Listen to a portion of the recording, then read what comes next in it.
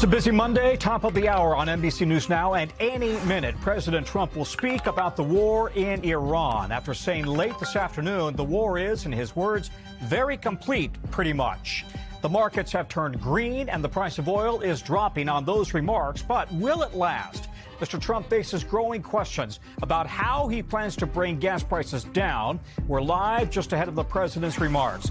We are also live in Lebanon, where our team spoke one-on-one with an American who refuses to leave even as Israel is bombarding that country.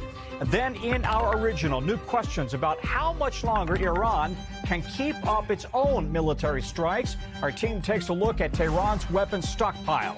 Plus, we will bring you the new details about the woman in custody for allegedly shooting into Rihanna's Los Angeles home, while police are saying on whether the pop star was herself targeted.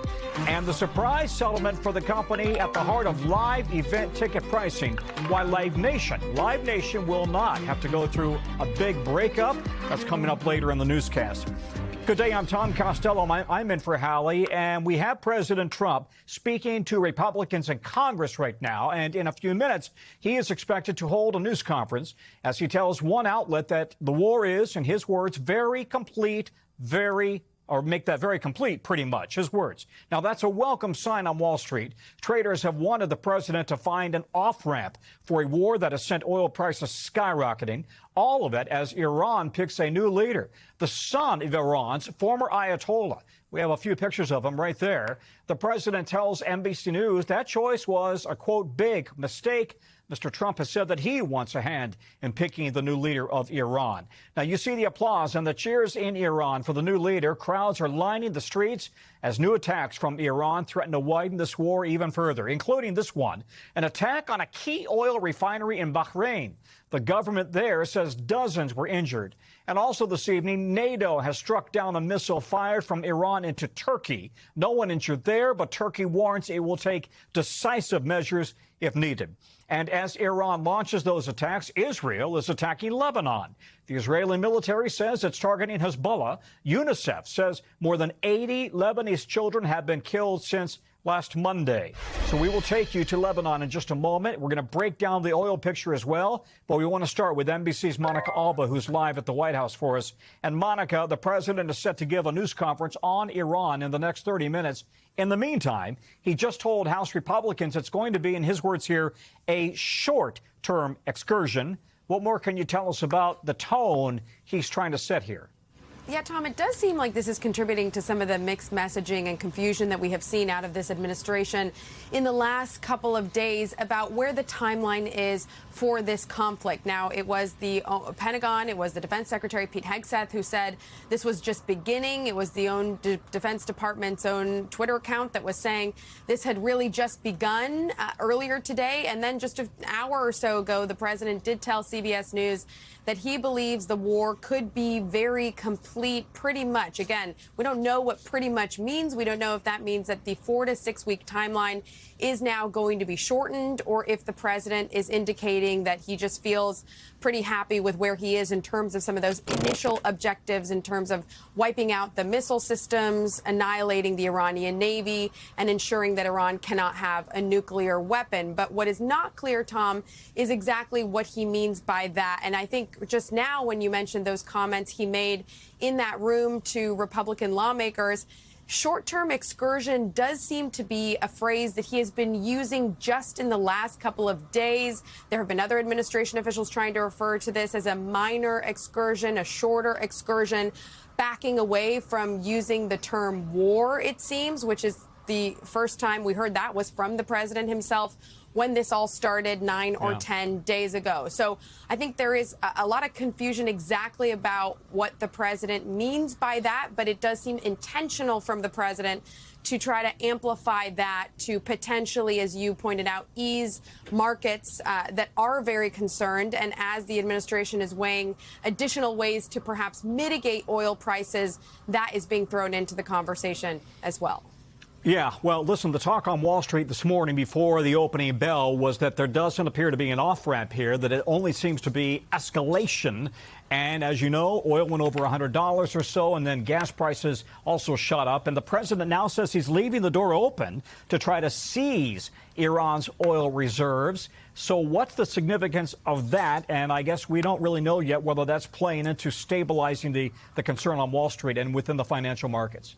No, and we do know that as early as today, the president was going to be reviewing some additional options for ways to tame those oil prices. It does seem like there were conversations among the G7 leaders to see if potentially there could be a release of a reserve from a strategic stockpile there. They said they're not quite there yet, but is that something that perhaps the president is trying to push for among some other options that he's weighing? But he has also been the one, Tom, who has tried to say that those prices are going to go up in the short term, and then they're going to come back down. And the White House is trying to make this argument that this is about short-term pain that eventually will evaporate. The question is, how long will that take? And if you look at some of the new polling that we have just done by NBC News in the last couple of days, Americans are pretty concerned about this. And when you ask them if they believe that the U.S. should have or should not have taken that military action against Iran, 52% believe that should have been in the not in the no category,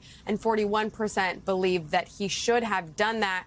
And as this stretches on longer, those attitudes can shift in that direction if there are major concerns about what this is going to do ultimately to that pain Americans are feeling at the pump. And if boots end up on the ground. Monica, thank you very much. We want to go to the region right now. Keir Simmons is in Dubai. Keir, you heard the president's comments that this is, quote, very complete, pretty much, his words there. What does it look like from your vantage point? And does it seem like it's still a hot war right now? Well, it has been quieter, Tom, I would say. Listen, I think we need to treat this as a developing story, and always that viewer's warning when things are developing, that we're tracking them, we're trying to understand them ourselves. But a number of pieces I think are interesting.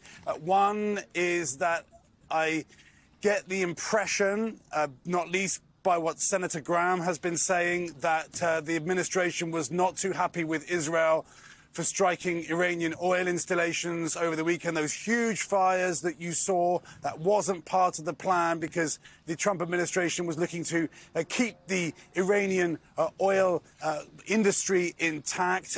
I think also the phone call between President Trump and President Putin that has just happened in the past few hours is interesting. The Russians saying that President Trump called President Putin. I think the selection of a new leader in Iran, Mujtaba Khamenei, is interesting because he's someone new on the scene, if you like. And so, look, again, Tom, it's very hard to tell at this point. Inevitably, certainly, we saw a barrage through the weekend here in the Gulf. And as you mentioned at the top there, for example, Bahrain took a terrible toll with more than 30 civilians hurt, including a 2-month-old child and teenagers.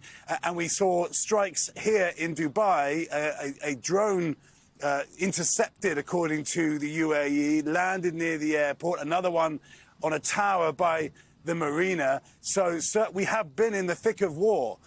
Are we seeing a shift? As you mentioned, certainly the oil price is dropping, and experience tells us that folks with money invested tend to be the ones who recognize things fastest. Or they have some good ears on the ground, and or with the administration, and they get a heads up. That's Listen, exactly talk right. to us about the new leader in Iran. Yeah. And let's remind the audience, he's the son of Iran's former leader. Not much really known about him, but one leaked U.S. diplomatic cable did refer to him as the, quote, power behind the robes. The Trump administration sanctioned him back in 2019, and we should note his wife and son were killed in the attack that killed his father. How did Iran land on the Ayatollah's son as its new leader? And given how many people that are close to him he's now lost as a result of the war, how likely is it that he would strike any sort of a conciliatory tone with the United States? Yeah, it's a great question. Mujtaba Khamenei, mid-50s. And one of those questions really is, can somebody whose family apparently was killed in that strike just what we're saying now 10 days ago. Can someone like that be pragmatic, be flexible, turn the other cheek, if you like it, you might want to describe it. And he certainly is described by people who've paid close attention over the years as someone who is a hardliner, who has deep roots with the IRGC, the Iranian Islamic Guard Corps, the people that are the most kind of conflict hungry in Iran, if you like. Yeah. On the other hand, he's very wealthy, and he's new and he's younger. So we haven't heard very much from him. And I think we should be honest to say we don't know. We need to see what happens. And apparently not President Trump's choice. Keir Simmons in the region, who's been doing yeoman's work since the beginning. Keir, thank you very much. Let's go to Wall Street right now. A late session rebound on President Trump's comments. Take a look at this U-turn. The Dow Jones Industrials added 239 points at the close. If you tuned in earlier, it was down at the opening bell. NASDAQ jumping 1.3%, and the S&P also making a pretty good comeback there, with investors welcoming this new message from President Trump that the war in Iran could be over soon. So that's after oil prices shot up above $100 a barrel for the first time since 2022, before they then turned lower. So that has is cause for optimism. The average price for gas in the country right now, $3.48 a gallon. That's the average nationwide, nearly 50 cents higher than just a month ago. We want to bring in NBC's Hallie for more on this. And Hallie, we see the view on Wall Street, but let's be honest here, right? What matters is Main Street, how much they pay at the pump. The president's very sensitive to that, and we're still waiting to find out where is the president's pain point in which he decides Americans cannot or will not tolerate paying that much. Yeah, and clearly energy markets are very sensitive to anything President Trump has to say when it comes to this war. You were just mentioning the sharp reversal that we saw in oil prices when the president said this war could be, quote, very complete. At one point today, we were up as much as $119 a barrel for the price of crude. We're currently trading at around $85 a barrel, so a roughly 30% swing there. That is unprecedented. Now, gas prices are very closely correlated to crude, so we could maybe see some easing at the pump if oil continues to cool. But of course, that's a big if. There's a lot of volatility out there. We are approaching that key psychological level of $4 a gallon. That's a level where Americans see that. They start to pull back a little bit. Some states are already there. California, for example, has a national average of over $5 a gallon for the price of gas. A White House spokesperson did say the president has a, quote, strong game plan to address this surge, reiterating his view that this is a short-term spike and that oil prices should drop once the conflict is resolved, Tom. Hallie, how much worse could this get? And is there any hint yet that the president would consider tapping the strategic petroleum reserves? Well, this all centers on the Strait of Hormuz. Any disruptions we see there. A big critical point, too, is if we see other countries pull back on oil production. We already heard that from Kuwait, from the UAE. That would drastically impact supply and then push up the price of crude oil. So we're going to have to remember that this extends beyond just gas prices, too. I mean, oil is really the lifeline throughout the entire economy. So we could see this push up the cost of manufacturing, of shipping, of freight.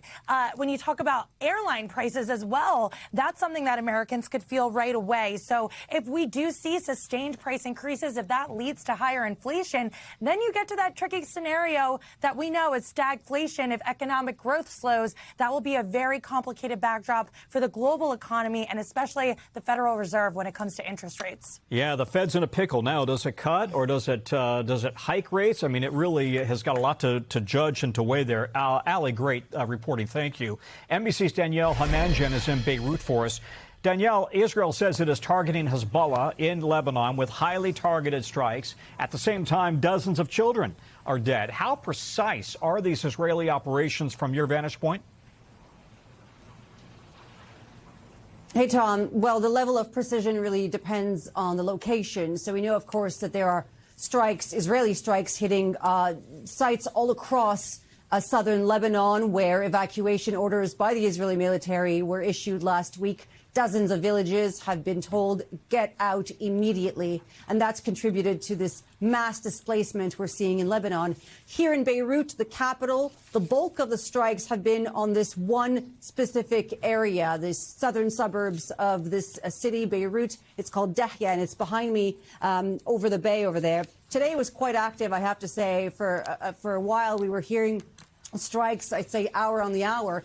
And the targets today were financial institutions belonging to Hezbollah. Of course, Hezbollah, for those who don't know, it's a paramilitary group, but it's got a vast network of social programs, and they have banks. And so those were the targets today. But you're right, there have been precision strikes on multiple locations, including hotels. And there was one over the weekend, the Ramada Hotel in central Beirut. This is very rare that it happens in central Beirut.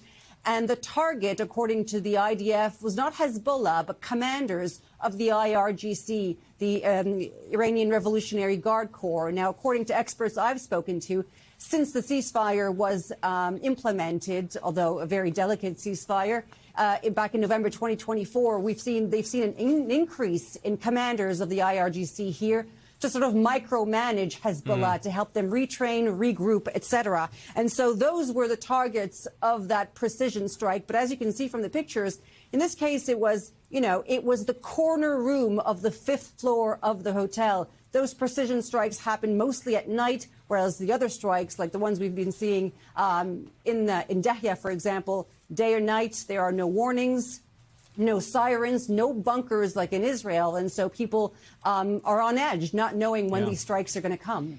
Yeah, and it really speaks to the Israeli intelligence and whether what it appears to be, they have pretty good eyes and ears on the ground there. Listen, even as hundreds of thousands flee, you spoke with one American who says she's staying no matter what, right? Why is she holding her ground?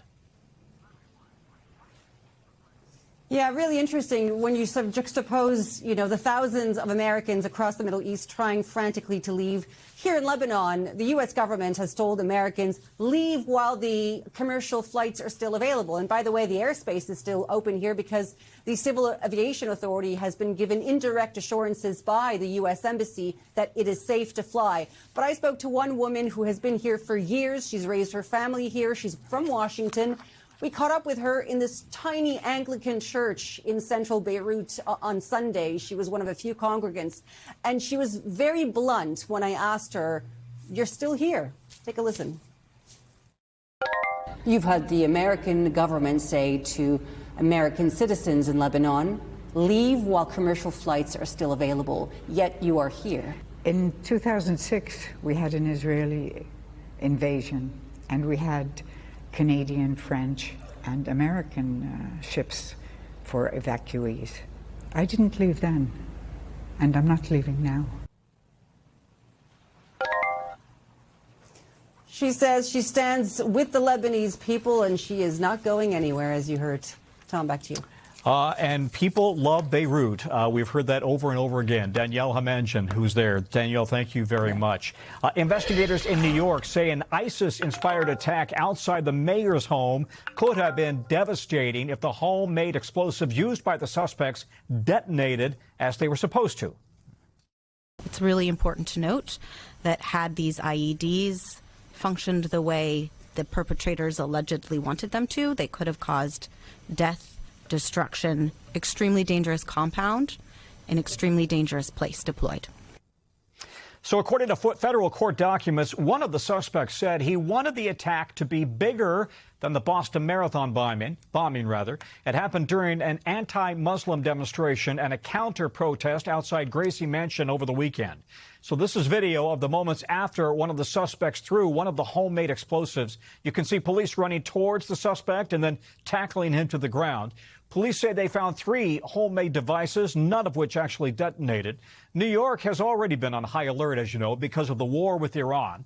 But the police commissioner says this attack is not connected to the war. NBC's Sam Brock joining us now. He's on the story. Sam, the mayor and his wife were not at home at the time. Fortunately, nobody injured, but this could have been bad. So what are we learning about the complaint, about how this all came to happen? Tom, it could have been catastrophic. I mean, the margin for error here was just so incredibly thin. According to NYPD, two of those devices, at least one of them, and potentially two of them, had TATP, which is a highly explosive material, which, according to the complaint, is extremely sensitive to friction and to heat. So imagine seeing that detonated in a large crowd of 150 or 200 people. There could have been countless casualties. As far as what we know about the two suspects who were charged, 18 and 19 years old, Tom, from Pennsylvania. According to investigators, they arrived in New York City in a family vehicle an hour before this attack. Commissioner Tisch was asked earlier today, were they targeting Mamdani? Were they targeting the protesters? Because you have to understand, the original protest was only 20 people that were there to, quote, get rid of Islamic control in New York City. That was the purpose of their event. And then 120 plus people showed up as counter protesters. These two suspects, that's Balat that you're looking at right there, were two of those counter protesters. Were they targeting the original right-wing protesters? Were they targeting Mamdani? All the Commissioner Tisch said earlier today is that they were there for as a counter-protester to oppose this event, not necessarily to detonate a device or devices, and yet they said this could have happened anywhere. So was it the platform? Was it the opportunity? That is not clear, but these two men, according to authorities, definitely were seeking inspiration from ISIS and declared allegiance to ISIS. Interesting. And the suspects appeared in federal court today. One of their attorneys spoke to NBC News. Give us a sense of what he said and what the charges are that these suspects are now facing. Yeah, this is Amir Balat's attorney who said that he's 18 years old. He's a few classes away from graduating high school, and that he is just an 18-year-old and didn't exactly know him. And to use the exact language, this is what he told Adam Reese, our producer, in court today. He's 18, and he's got some complicated stuff going on in his personal life. There always are those things. There is a lot to figure out about this young man. Noticeably absent from those remarks is the idea that he didn't do it. And these are some of the charges that both of them, both Balat and Kayumi, are facing: attempted provision of material support and resources to a designated foreign terrorist organization, or ISIS in this case, and use of a weapon of mass destruction. Again, that's potentially the most serious charge here. The extent of lethality that one of these devices could have inflicted on that crowd. Police, investigators, the SDNY, everyone was very emphatic that it could have been absolutely catastrophic. And in this case, they were lucky and brave that you had two police officers who confronted a lit IED and detained these two suspects. And now they will have their day in court, Tom. Wow. Sam Brock, thanks very much. Good reporting. At this hour, at least 10 million people across the South are at risk for severe storms this evening. The bad weather comes as Michigan is still under a state of emergency following a series of tornadoes that slammed the state on Friday, killing at least 4 people. The governor there now calling for an investigation after the National Weather Service failed to put out a tornado watch ahead of time. The NWS is pushing back, saying that even though it did not do that at the start, it did put out tornado warnings to communities in danger. NBC's Bill Cairns is joining us now. Bill, walk us through what dangerous weather that we're looking at over the next few hours. Yeah, so we're in the beginning of what should be a 3-day outbreak, and we're watching storms today. Not so many tornadoes, but hail and damaging winds. We're focusing areas here on Mississippi. This is heading into areas of Alabama and then eventually possibly into Georgia. So between Oxford and Tupelo, one of our strongest storms. You remember, we had that horrific ice storm where almost all of Oxford was without power for almost a week or two. So this is kind of the first serious weather that they've had ever since that event. And our severe thunderstorm watches are up for much of Mississippi, northern Alabama. This goes till 10 p.m. this evening. Notice that we don't have any tornado watches today. We're not expecting them today. Tomorrow, different story. Tomorrow, we expect an outbreak.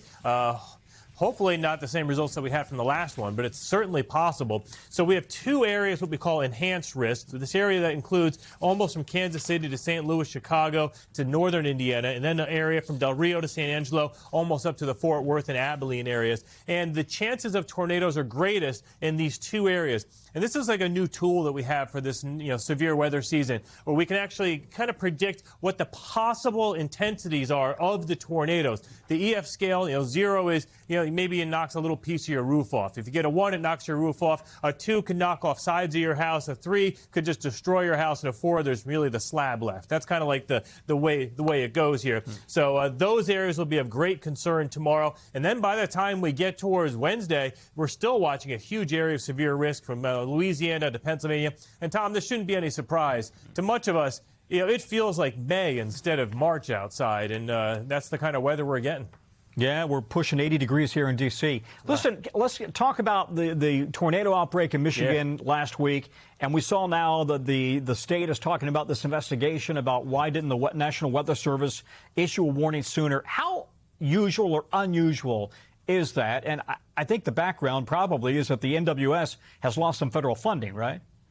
Well, and they were, there was a big thing about National Weather Service employees being laid off, and then were they fully staffed? So the first thing the National Weather Service offices did is they came out and said we were fully staffed, we were fully, up to operational speed. So there were actual tornado warnings once the storm formed. But what was kind of unusual was that this storm formed, for the most part, in an area that was not expected to have tornadoes. It was only a 2% probability risk in areas of southern Michigan for a tornado, and that may have been just a weak tornado. So the fact that we had an EF3, borderline EF4 tornado, which did the damage you just saw there, was exceptionally rare. And, the scene that we had with the tornado in the background and the frozen lake in the foreground was just something that none of us have ever seen before. So it definitely caught a lot of people by surprise. But the storm itself, Tom, was warned in time, but you're right, there was not a tornado watch, which, going grading wise, that's, unusual for having such a strong tornado with no watch.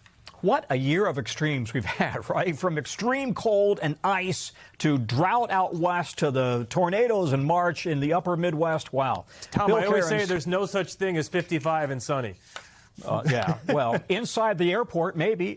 Bill Cairns, thanks very much. Coming up from us, President Trump is speaking right now at this GOP conference, but he is expected to hold a news conference right after it. We'll be keeping an eye out for that. We'll bring it to you live when it happens. Also ahead, what we're learning about the person in custody after shots were fired at Rihanna's home. Plus, why this raging fire is causing an issue across all of Scotland.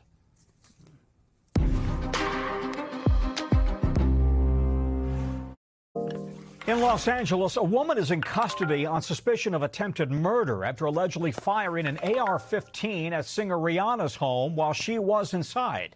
Now, those are the bullet holes that hit the gate of her Los Angeles mansion after police say a woman fired several rounds at the house over the weekend. Police say Rihanna was inside at the time, along with her partner, rapper A$AP Rocky, and their 3 kids. Investigators are still looking into why this happened. Reps for Rihanna did not immediately return our request for comment. Dana Griffin is following this for us. And Dana, what else are police learning about the attack, how this unfolded, and more on the suspect? Yeah, Tom, it's a really bizarre one. As you mentioned, this woman booked on suspicion of attempted murder. Her bail set at $10 million. There are some Florida state records that indicate there is a woman with the same name who is a licensed speech-language pathology assistant. And we have seen the woman, as you see on your screen, Ivana Lizette Ortiz. This is the suspect here. She also indicated that on her social media post. So she has some previous arrests in Orange County, Florida, including domestic violence. Most of those are misdemeanors, but we haven't seen anything like this, an attempted murder case on her criminal record, but there is one there. Tom? Any indication if in fact Rihanna was targeted here or just random? That's the major question. Right now, the motive is unclear, but, shooting several rounds into someone's home, it looks pretty targeted. So investigators are working through that right now. I will say 2 weeks ago, Ortiz tagged Rihanna in a cryptic social media post. She wrote, "Are you there? Because I was waiting for you to say something to me directly instead of sneaking around." So there are some questions about mental health. We have reached out to LAPD to see if mental health played a role in the shooting. We have yet to hear back. But there are also other concerning social media posts, and she also names other celebrities. This case now expected to go to the DA, who will likely file formal charges, and Ortiz could make her first court appearance as early as Tuesday. Tom? Okay, Dana Griffin in L.A. Thank you.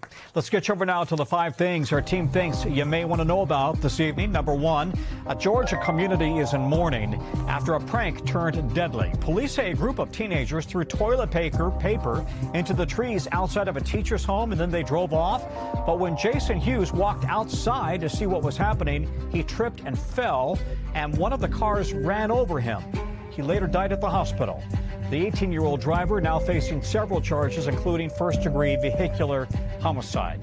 Number 2, the FBI may be expanding its investigation into the 2020 election, which President Trump falsely claims he won. Arizona State Senate President says he received a grand jury subpoena and handed over voting records from Maricopa County. The FBI has not responded to NBC News' request for comment. And remember, federal agents also seized truckloads of election records from Fulton County, Georgia earlier this year. Despite the president's claims, multiple reviews have found no evidence of any widespread fraud in 2020. Number 3, Scotland's busiest train station is shut down until further notice after this massive fire. The flames gutting a building next door. No word on the damage to Glasgow's Central Station. Thankfully, no reports of any injuries there. Number 4, AI giant Anthropic is now suing the Trump administration. It was last week that the Pentagon labeled the company a national security risk. That was after both sides met over how AI system Claude was being used by the Pentagon. The two lawsuits claim it's all, quote, an unlawful campaign of retaliation. The White House, in a statement, says President Trump will never allow a radical left woke company to jeopardize our national security by dictating how the greatest and most powerful military in the world operates. Number 5, a long-awaited heartwarming reunion caught on camera. Look at this. Oh my God, look at you. So the dog... Yeah, I mean, we all love this. The dog named Whiskey was identified in Florida thanks to a microchip. But get this, her owner lives in Wyoming. When Gail Gordon got the call, she drove 2,000 miles to pick Whiskey up. She says that call changed her life. Any moment now, President Trump is set to hold a news conference after speaking at the GOP conference. You're looking there live. We will bring you that news conference when it happens. Also ahead, the DHS funding fight hitting airports really hard. The serious concerns for travelers as we head into the spring break season. Plus, the marathon finish that proves it ain't over till it's over.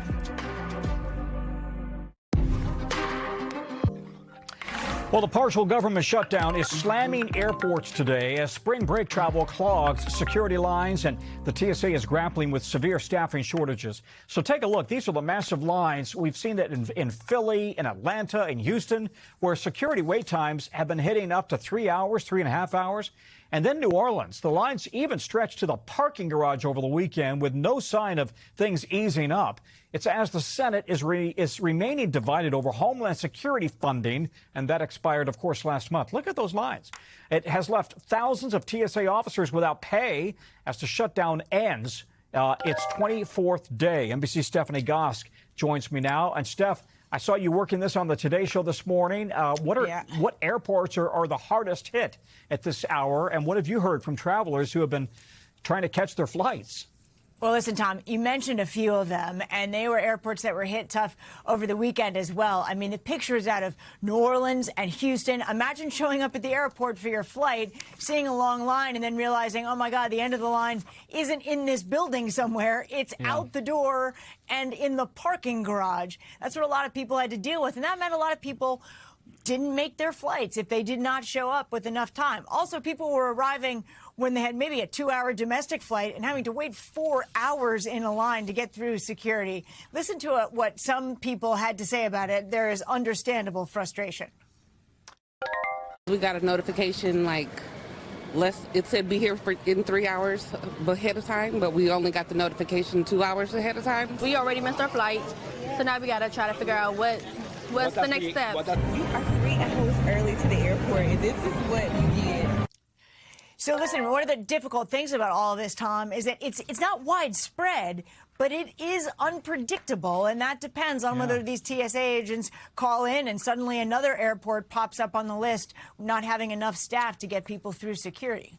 Yeah, I mean, we've both been working the phones today. Let's talk about the impact this is having on the TSA, right? I talked to a senior TSA union official. He's in Texas about how this is hurting his colleagues, keeping in mind, of course, most TSA officers work paycheck to paycheck.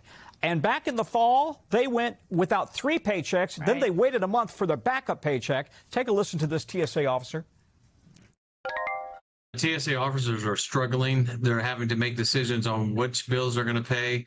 if they're going to fill their tank up or fill their food tanks up. They have little kids that need to go to daycare.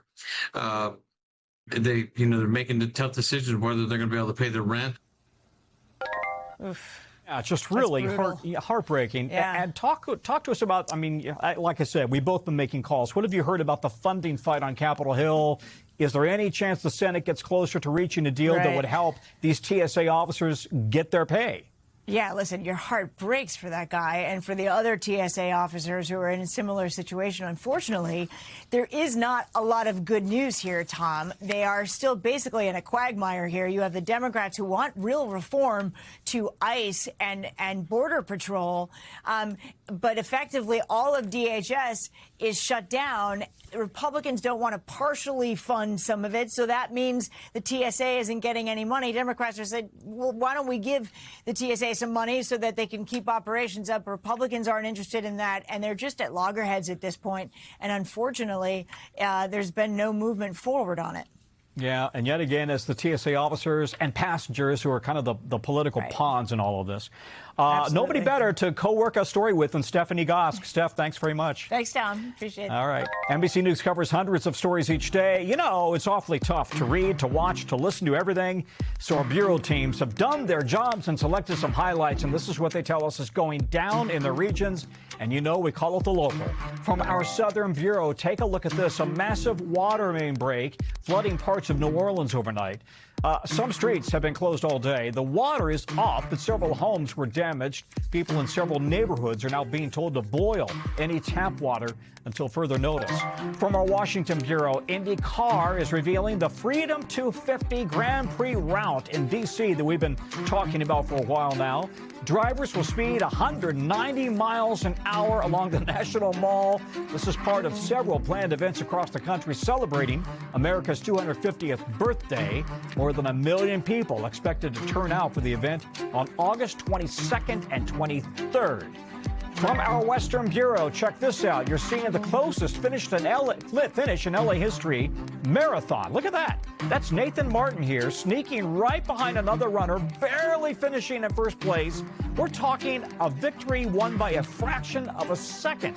The high school coach said after reaching the last mile, he had to just, quote, go for it. And he did.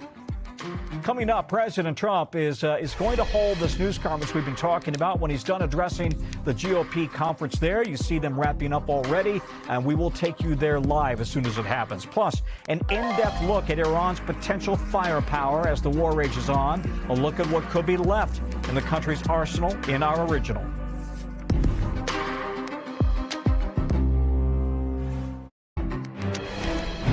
We're back. We have new video that appears to show a missile used by the U.S. striking that Iranian elementary school where more than 100 children reportedly died. Take a look here. You can see the video with the plume of black smoke. Weapons experts say you're looking at a Tomahawk missile, a weapon that only the U.S. uses in this conflict. Neither Israel nor Iran have them. Two sources tell NBC News that preliminary findings from an investigation conducted by the Trump administration show it is increasingly likely that a U.S. munition was involved in that attack. How the school was struck, still unclear. NBC's Courtney Cubie, as you know, covers the Pentagon. She's joining us now. Can you help us understand, first of all, the Tomahawk? When is it used? And I guess now the data is showing this may very well have been the weapon. So it's generally used as a standoff weapon. So it's fired from a U.S. Navy ship from far away. And the idea here is you can put the ship far enough away that wherever you're firing on, the enemy theoretically wouldn't be able to hopefully be able to hit you back because you're too far away. So it's generally used for things like taking out air defense systems before manned aircraft come in.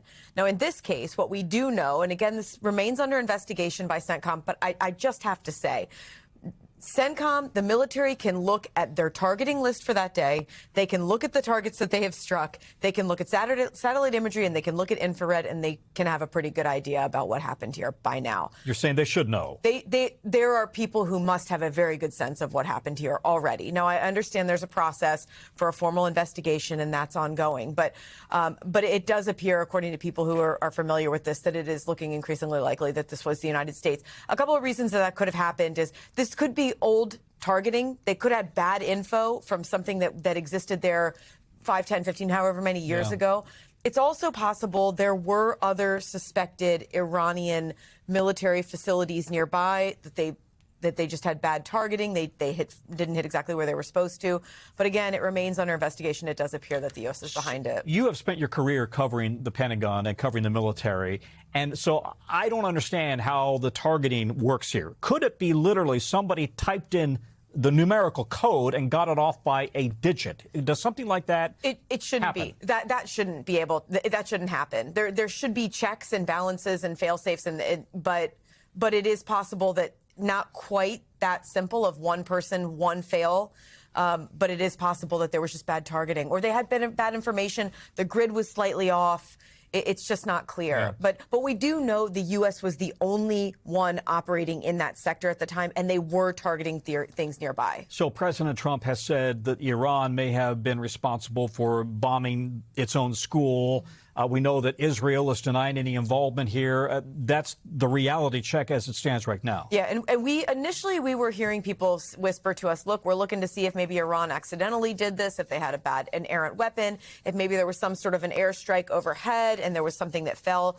But now, I mean, you can see from the video there and just from the massive amount of destruction that was done, the tremendous number of lives that were lost there, this does appear to be a direct hit and not some kind of debris falling. Just real quickly, does the Pentagon feel the pressure to get to the bottom of this, or does it not feel that pressure? CENTCOM definitely does. U.S. Central Command, they are working to expedite this investigation so that something more formal can be put out. One thing to keep in mind, though, they have all this imagery that they can use. They can't get on the ground, and that does make it a little bit more difficult for them to get physical evidence from the scene. Courtney, thank you. Courtney Cubie.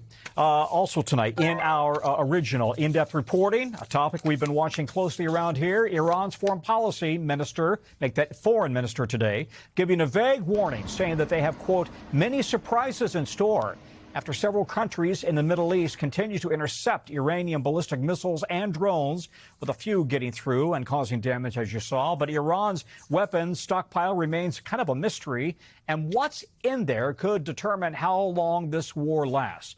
NBC's Hallie takes a closer look. When the U.S. and Israel attacked Iran February 28th, Iran responded with its own missiles and drones, hitting Israel and U.S. bases, but also Gulf Arab countries, a fuel depot at Kuwait Airport, an oil refinery in Bahrain, a luxury hotel in Dubai. One of the questions as we enter week 2 of the conflict, how much of its arsenal does Iran have left? Before the war, they were estimated to have around 2,000 or more medium-range ballistic missiles, that is, missiles that Iran could fire from its own territory to hit Israel, and about 400-plus launchers. Israel and the U.S. claim to have destroyed hundreds of those missiles and launchers, as well as manufacturing facilities. But Iran has a significant shorter-range missile stockpile, and that number is harder to estimate. Those are missiles that travel a few hundred kilometers and can hit U.S. bases and other targets in the Arabian Gulf. Their number perhaps still in the thousands, according to experts we spoke with, and are sometimes challenging to target from the air. Now, if it is on the surface, if it is not hardened, then that's going to be much easier to target. But a lot of this stuff, the Iranians, learning from their friends, the North Koreans, have put underground. Could Iran get help from countries like Russia and China, known diplomatic allies, but their willingness to help Iran militarily still unclear? In an NBC interview Sunday, the Iranian foreign minister says that's the hope. Military cooperation between Iran and Russia is not something new. It's not a secret. It has been in the past and is still there and will continue in the future. Another weapon that has become a mainstay of modern warfare, the unsophisticated but lethal drone, a classic feature of so-called asymmetric warfare, in which the weaker side uses cheaper weapons to hit unconventional targets like fuel tanks or airports. There are suicide drones, which Iran calls them, or typically called one-way attack drones, that are used to attack fixed or mobile land-based targets. But Iran has also significant capabilities in terms of anti-ship drones. And though Iran is burning through its missiles and drones, countries across the region are depleting their expensive air defense interceptors, while the U.S. and Israel are spending hundreds of millions per day on their war against Iran. How quickly those assets are used up could also shape the war's trajectory. And Hallie joins us now. Hallie, why is it so hard to estimate how many missiles and drones Iran may have left? Well, we say in the piece, and according to experts we've spoken to, that Iran may have manufacturing and storage facilities underground. And also, this is not something that they prepared for just a few weeks ago. They have certainly been anticipating that at some point they will be using their drones and their short-range missiles. And what they're doing now is, and we alluded to this in the piece as well, Tom, is this is a typical feature of asymmetric warfare. In other words, it doesn't take much $20,000 drones to hit a storage facility or a desalination plant, and essentially you are really increasing the cost of this war for Gulf allies of the United States in the region, Tom. Yeah, I was also reading that Ukraine is offering help to the United States and some of the allies in the United States to ward off those strikes, if you will, the drone strikes from Iran. Well, Ukraine has become an absolute expert in the use of drones against Russia. Russia, of course, invaded Ukraine in 2022. Russia is the much more sophisticated and stronger military force compared to Ukraine. So they have the kind of expertise that certainly the United States could use. And Tom, back to you. So you see it is a complicated picture. Hallie, I need to interrupt you. We're going to an NBC News special report right now. This is an NBC News special report. Here's Tom Yamas. And good day. We are coming on the air as President Trump is holding a news conference in Doral, Florida. We expect him to provide an update on Iran. He has begun speaking. Let's listen in. Over the past 9 days, we've carried out some of the most powerful and complex military strikes and maneuvers the world has ever seen. Now, you add that up to all of the other things, Midnight Hammer, getting rid of the nuclear threat from Iran, which was a big moment in history, in my opinion, and the great success we've had in Venezuela and all other places. Every place we've gone, we've had tremendous success.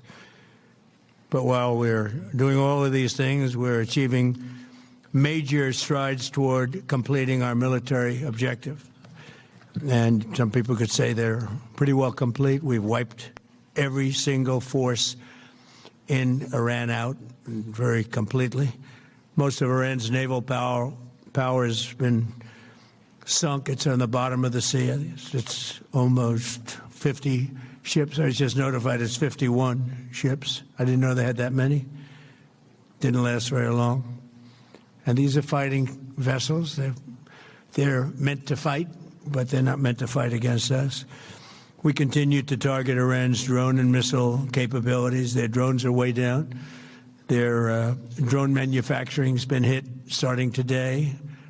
We know all of the places they manufacture the drones, and they're being hit one after another. Their missile capability is down to about 10%, maybe less. We're also hitting where they make missiles and where they deliver missiles.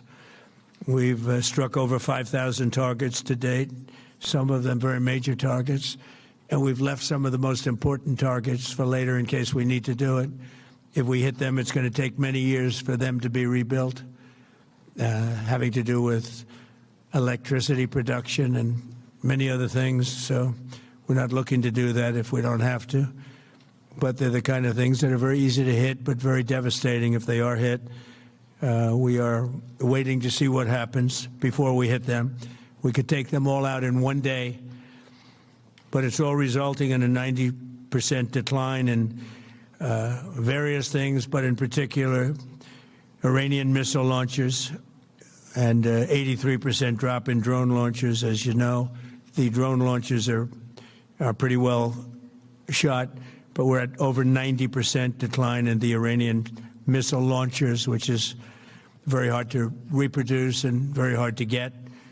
And usually what we were able to do through great equipment, a lot of smart people. As soon as they sent a missile up from a launcher, we were able to knock out that launcher within a period of 5 minutes or less, accurately right on the noggin. So now we have low-cost interceptors effectively combating Iranian drones, and our B-2 bombers recently dropped dozens of 2,000-pound bombs to destroy missile launchers all over Iran and buried deep under Iranian soil in many cases. The soil was no match. And we're also annihilating the manufacturing base that the regime uses to build drones and missiles at a rate that nobody thought was possible. We're knocking them out. We know where they all are. We're knocking them out very quickly. We're ahead of our initial timeline by a lot. I would say that we probably would not have thought after a month we'd be here. In addition to the fact that we've taken out the leadership twice and maybe 3 times. And we, as you know, we want to be involved. We don't want another president that maybe wouldn't be willing to do what I'm willing to do for the good of the world, for the good of our nation, to be stuck with a situation in 5 years or 10 years from now. So we think they should put a president in, or the head of the country in, that's going to be able to do something peacefully for a change. They've been doing this for 47 years, killing people for 47 years, whether it's the barracks or even the SS Cole where they were involved. Very strongly, they always denied it. But where they were very strongly involved, and all of the people that died through the roadside bombs died and are right now walking around with no legs, no arms, a face that's been so badly damaged. The Iranian regime has been attacking Americans and spreading terror for 47 years, and despite these countless opportunities to renounce their nuclear ambitions, which they had just a short while ago, they told Mr. Witkoff, who is standing right over here, they said, they actually said, we want to keep building. Essentially, in a real nutshell, we want to continue to build nuclear weapons. If we didn't knock out Midnight Hammer, if we didn't knock out their Iranian potential, if we didn't do that with Midnight Hammer, they would have had a nuclear weapon. They would have used it long before now. And at a minimum, Israel would have been annihilated. I was very lucky that we had the courage to do that, that we had the talented pilots and the great equipment. The B-2 bombers are unbelievable. We ordered 25 more, by the way. The newer, better version. It's we have the greatest military in the world. We have the greatest equipment in the world by far. You see that no matter where we go. You still need the people, though, to operate it and to use it. And those are the people that we cherish. Even after we obliterated their key nuclear sites in Operation Midnight Hammer, they never negotiated in good faith. They still continued to say, we want to build nuclear. We want enrichment at levels that were unacceptable. And they even turned down an offer for unlimited free nuclear fuel forever for civilian purposes. We had people offering them free nuclear fuel. They weren't interested in that because they wanted to build a nuclear weapon. So instead, the regime was trying to reconstitute its weapons program at a different site. They couldn't go back to where they were, the 3 sites that we obliterated, but they were starting work at another site, a different site, different kind of a site, and that was protected by granite. They wanted it protected. Granite's pretty good, but they wanted it protected by a lot deeper. They wanted to go a lot deeper, and they started the process while rapidly building conventional ballistic missiles. They were going to do it all at the same time that threatened our overseas bases and soon could have reached even our homeland. The regime's intention was to use this exponentially growing ballistic missile threat to make it virtually impossible to prevent them from obtaining a nuclear weapon. So as you probably saw, they had a tremendous number of missiles, most of which are now being used or destroyed, and very unsuccessfully used because we have been able, for the most part, to shoot them all down. What incredible technology. The Patriots have been unbelievable, and other things. And the laser technology that we have now is incredible. It's coming out pretty soon. Where literally lasers will do the work of, at a lot less cost, do the work of what the Patriots are doing or what other things are doing. The situation was very quickly approaching the point of no return, and the United States found it intolerable, in my opinion, based on what Steve and Jared and Pete and others were telling me, Marco, so involved, that I thought that they were going to attack us. I thought they would, if we didn't do this at the time we did it, I think they had in mind to attack us. And if you notice, they did something which was very foolish, very stupid, I would say. They attacked their neighbors. And their neighbors were largely neutral, or at least weren't going to be involved, and they got attacked. And it had the reverse effect. The neighbors came onto our side and started attacking them, and actually quite successfully. If you look at Saudi Arabia, you look at UAE, Qatar, and others, but they were strong and they were smart, but they got attacked. Nobody, when I first heard it, I said, no, somebody made a mistake. There was no mistake. UAE had over 1,000 missiles shot at it, knocked them almost all down. On the very first day I came down the escalator in 2015, I said, quote, I will stop Iran from getting nuclear weapons, and all I'm doing is keeping my promise. Think of that. That was in 2015. I said it. It was a threat then and a much bigger threat now, but no longer a threat, not for a long time anyway. We want to keep it that way. As we continue Operation Epic Fury, we're also focused on keeping energy and oil flowing to the world, and I will not allow a terrorist regime to hold the world hostage and attempt to stop the globe's oil supply. And if Iran does anything to do that, they'll get hit at a much, much harder level. I will take out those targets that were easy and that I mentioned just before. We'll take them out so quickly, they'll never be able to recover, ever. If they want to play that game, they better not play that game. In the long run, oil supplies will be dramatically more secure without the threat of Iranian ships, drones, missiles, nuclear menace, or anything. So the Strait of Hormuz is going to remain safe. We have a lot of Navy ships there. We have the best equipment in the world, inspecting for mines. Again, most of their ships are down at the bottom of the sea, but we will hit them so hard that it will not be possible for them or anybody else helping them to ever recover that section of the world if they do anything. In recent years, the regime and its terror proxies have launched attacks on hundreds of commercial vessels. We're putting an end to all of this threat once and for all, and the result will be lower oil prices, oil and gas prices for American families. We've done that. We've done it. We brought it very low. This was just an excursion into something that had to be done. We're getting very close to finishing that, too. In the meantime, during this brief disruption, the United States is offering political risk insurance to any tankers operating in the Gulf. So we're putting up risk insurance. We'll perhaps go alongside of them for protection. We don't think it'll be necessary if it is.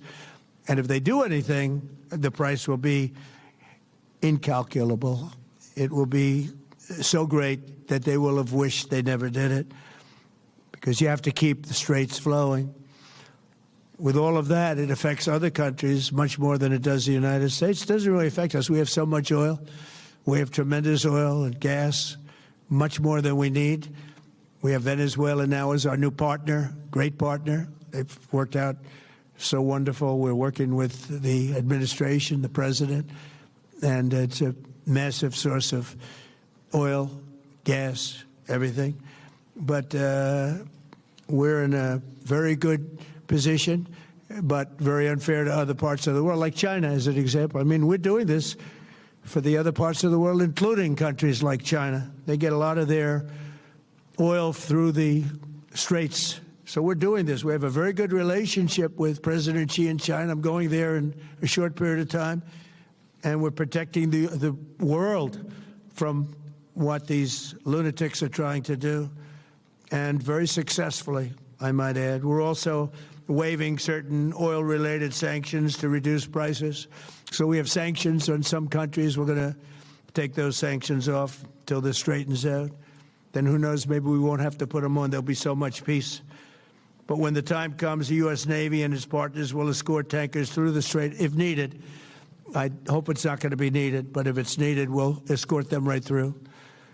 And we have the greatest mine-sweeping ability. We have the greatest ships, and all of we know exactly where they're placed. We'll get them out of there very fast, but we hope we don't have any of that. And again, if they do that, if they play that game, we're going to hit them at a level that they have not seen before.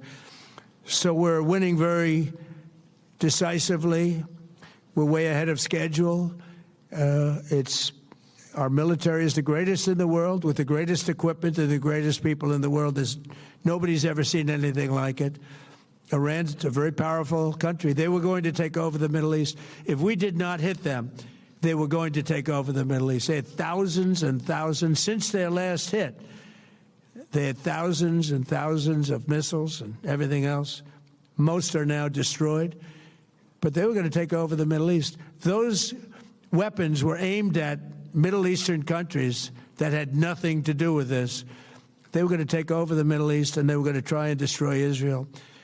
So we stopped it with good timing, and we're very proud to be involved in this, and it's going to be ended soon. And if it starts up again, they'll be hit even harder. Thank you very much for being here. Go ahead. Any questions? Thank you so much. Go ahead. Do you approve of Iran's new supreme leader? And secondly, can you tell us more about your call with Russian President Vladimir Putin today? Yes. What did you discuss? Yes, I had a very good call with President Putin. We had a lot of people on the line from our side, from his side. We were talking about Ukraine, which is just a never-ending fight. And look, there's tremendous hatred between President Putin and President Zelensky. They can't seem to get it together. But I think it was a positive call on that subject. And we obviously talked then about the Middle East. And he wants to be helpful. I said, you could be more helpful by getting the Ukraine-Russia war over with. That would be more helpful. But we had a very good talk, and he wants to be very constructive. Yeah, please. Yeah, please. Thank you, Mr. President. On Iran, you called it an excursion. You said it would be over soon. Are you thinking this week it will be over? No, Are you talking but soon. about days? I think soon. Okay, and with respect Very to... soon. Look, everything they have is gone, including their leadership. In fact, there are two levels of leadership, and even actually, as it turns out, more than that. But two levels of leadership are gone. Most people have never even heard about the leaders that they're talking about. So it's obviously been very, very powerful, very effective. With respect to Cuba, you said that Cuba wants to make a deal. Yes. What would the United States get in return for that, and why should Americans trust Marco Rubio to negotiate it? Well, Marco Rubio is doing a great job. I think he's going to go down as the greatest Secretary of State in history. Look at what we've done as a presidency. Look at what we've done as an administration. They trust Marco, and so do the American people trust. He's been successful no matter where he's been. He also speaks the language, which is always nice and always helpful. But he's dealing, and it may be a friendly takeover. It may not be a friendly takeover. It wouldn't matter, because they're down to, as they say, fumes. They have no energy. They have no money. They're in deep trouble on a humanitarian basis. And we don't want to see that, but they were very, very bad to a lot of people, as you know, and a lot of people living the Cuban-American vote, which I got at record levels. Very important. Those people are very important to me. I know what they went through. They went through hell. Some of them have gone on to be some of the most successful people in the country.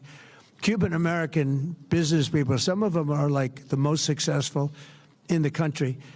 And a lot of them are friends of mine, because I've been fighting this battle with them for a long time.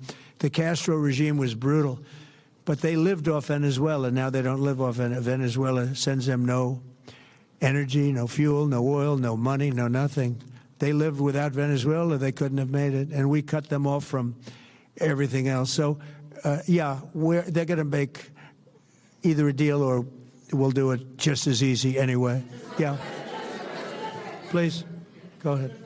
There's footage that shows that an American missile strike strike and a Tomahawk missile likely destroyed that Iranian girls' school. So will the U.S. accept any responsibility? Well, I for haven't that strike? seen it, and I will say that the Tomahawk, which is one of the most powerful weapons around, is used by, is sold and used by other countries, you know that. And whether it's Iran, who also has some Tomahawks, I wish they had more, but whether it's Iran or somebody else, the fact that a Tomahawk is very generic, it's sold to other countries, but that's being investigated right now. Yeah, please. Thank you. Thank you. Mr. President, you've said the war is, quote, very complete, but your defense secretary says this is just the beginning. So which is it, and how long should Americans be prepared Well, I think you could say it both. It's the beginning. It's the beginning of building a new country, but they have no Navy, they have no Air Force, they have no anti-aircraft equipment. It's all been blown up. They have no radar, they have no telecommunications, and they have no leadership. It's all gone. So, you could look at that statement. We could call it a tremendous success right now as we leave here. I could call it, or we could go further, and we're going to go further. But the big risk on that war has been over for 3 days. We wiped them out in the first 2 days. When you think about it, it's incredible. We wiped out a big Navy, very powerful Navy.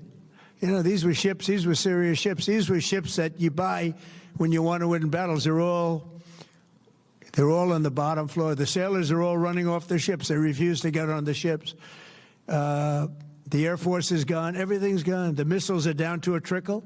The drones are down to probably 25%, and they'll soon be down to nothing. We'll have where they manufactured the drones are under fire as we speak. They're being hit. So the rest is going to be a determination as to my attitude, along with the people in the Trump administration, what we want to do. Thank you. Yeah, please. Can I ask you, you mentioned you were going to waive certain additional oil waivers or sanctions. Can you talk a little bit more about that and address in particular? Well, we're looking to keep the oil prices down. We went artificially up because of this excursion into a very positive thing. I mean, this was an excursion that a lot of people wouldn't have done. I knew oil prices would go up if I did this, and they've gone up probably less than I thought they'd go up. But I don't think anybody thought we were going to be this quickly successful. This was a military success, the likes of which people haven't seen. We have the best military. We have the best equipment. We have, I believe, the best generals. We have the best. And this went very quickly. We talked about that with President Putin. He was very impressed with what he saw because nobody's ever seen anything quite like it. Iran was a very powerful military country with all of the missiles. Now, you had the double attack. You had the original attack with us and Israel, and that knocked them for a loop. Then you had the B-2 bombers, which took out their nuclear capability, and they would have had a nuclear weapon within 2 weeks to 4 weeks. And they would have used it long before this press conference. And we might have had a much different press conference if we had a press conference at all. But it's been amazing. The military success that we've had is truly unprecedented. You've told your congressional colleagues that you will not sign any piece of legislation until the Save America Act is passed. Does that include the confirmation of Senator Mullen as your next DHS secretary? Does that mean a DHS funding bill? And Senator Thune said today it's not a matter of whether or not your Republican colleagues agree with the policy. It's about changing the process. In other words, getting rid of the filibuster to get there. So in order to get it, you're going to need Democrat votes. And what we're saying is the Save America, not the SAVE Act, which nobody knew what it was, the Save America Act, the Save America Act. And that's voter ID. We want voter ID. We want to be able to see a picture of the voter. We want to be able to see that the voter is legitimate. We want, very importantly, confirmation that this voter is a citizen of the United States of America. And we want no mail-in ballot scams. So we have exceptions for the military, for sick, for disabled, and for people that are away, business trips or whatever. Even vacations will be very liberal in that. We've added two things to it: no men and women's sports and no transgender mutilization of our children. We don't want it's mutilization of our children, and we don't want that. So we added those two things. That's the 5 points. We have 5 very good points. It polls at 86% with Democrats. Think of that. The overall vote is 86%. With Republicans, it's 98%.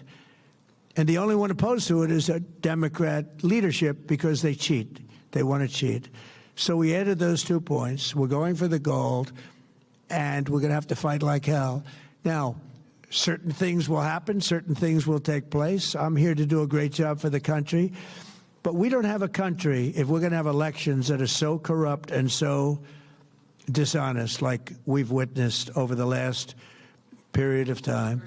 You know, as an example, virtually nobody has nobody has a system of mail-in ballots like we have. No other country in the world. France went away from it. They all went. You know why? Because it's corrupt. And Jimmy Carter, when he had a commission, frankly, I think it's probably the best thing Jimmy Carter did. He said, you can't have mail-in voting because it's inherently dishonest. And it's turned out to be totally dishonest, so we're going to fight for it. Yeah. Has Iran activated any sleeper cells inside the U.S.? There's reports that they have pressed that trigger button to activate those cells, at least abroad. Well, they've been trying for a long time. We've been very much on top of it. One of the things we have to do is get the Democrats to stop the Democrat shutdown, because, as you know, the apparatus that looks into that, Schumer and the Democrats have shut it down, which tells you they probably hate our country a lot. But the Democrats have to open that up. But we've got very, very good intelligence into that. We know a lot of different things that have happened that have been very bad.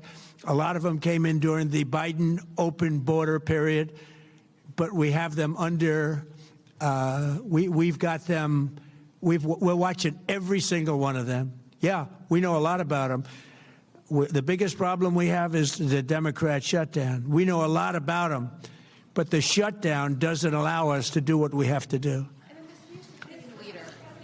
Have to take him out? Does he have a target on his back? We've just been listening to President Trump there at a news conference in Doral, Florida, updating the news media about what's happening right now with the war in Iran, saying at one point it should be over very soon, but not giving a timeline and not saying it would end this week. The president also saying that Iran, they had to strike Iran because Iran was getting ready to strike the U.S., and though U.S. intelligence agencies have said, it's been reported here on NBC News, that was not what they had found before this war had started. The president saying he had to act and act decisively, saying now that 50 ships of the Iranian Navy have been sunk, 90% of their missile launchers have been taken out, and 83% of their drone launchers. I want to bring in Monica Alba now. Monica, no real big news, at least new headlines coming out of this news conference right now. The president not willing to give a timeline on Iran, but seeming to sort of signal that the end, at least with what he was talking about, is near.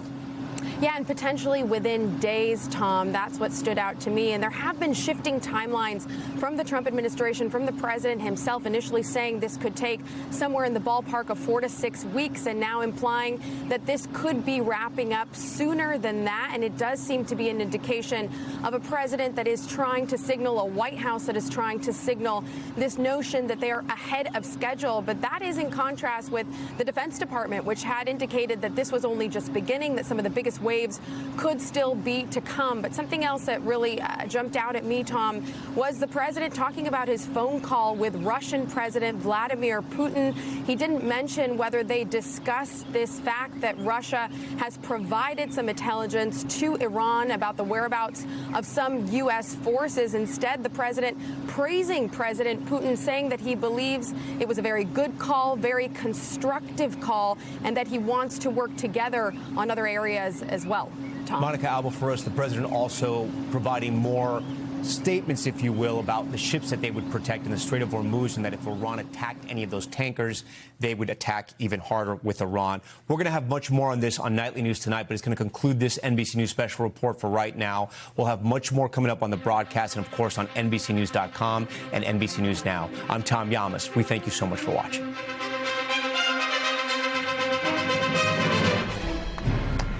That is our NBC News special report. But here on NBC News Now, we will continue our coverage of President Trump's news conference. Here's the president. Why are you the only person saying this? Because I just don't know enough about it. I think it's something that I was told is under investigation. But Tomahawks are used by others, as you know. Numerous other nations have Tomahawks. They buy them from us.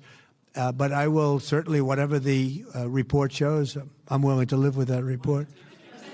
Yeah, please. You said earlier that we've already won in many ways, but we haven't won enough. What do you consider enough? What's your baseline? Where they're not going to be starting the following day to develop a nuclear weapon. Where they'll look at that man and some other people from the administration and say, all right, we're not going to do it. They were not willing to say that. And when Steve called up and he said that to me, I said, well, here we go. Let's do it the hard way. But the hard way, I think, is probably the easy way.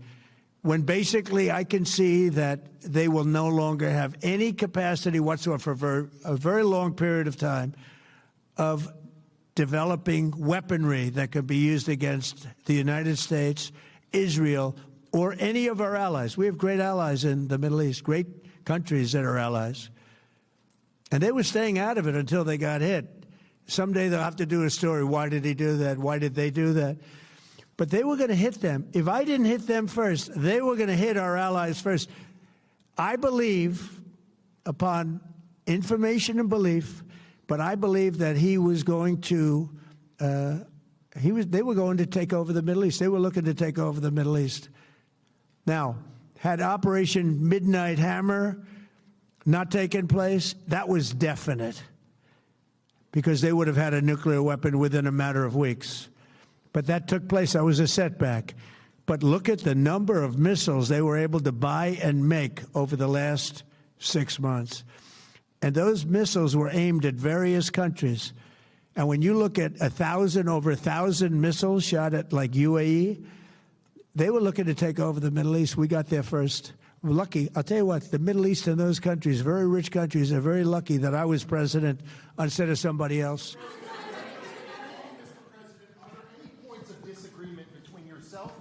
Vice President when it comes to U.S. action in Iran? I don't think so, no. No, we get along very well on this. He was, I would say, philosophically a little bit different than me.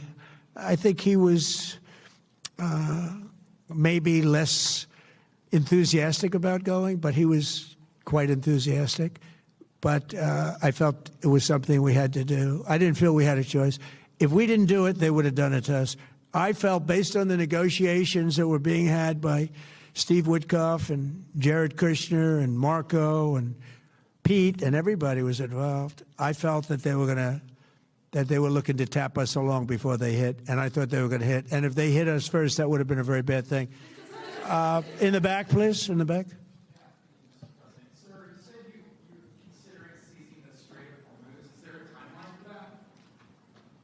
About the Strait, you mean?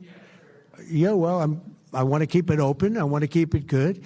You know, it doesn't pertain to us so much as it does to China. We're really helping China here and other countries because they get a lot of their energy from the Straits. But, hey, look, we have a good relationship with China. It's my honor to do it. Yeah.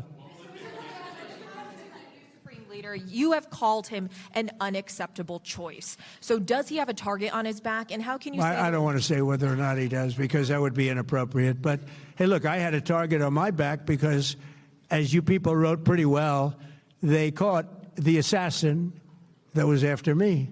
So we just got them first. But they caught the assassin.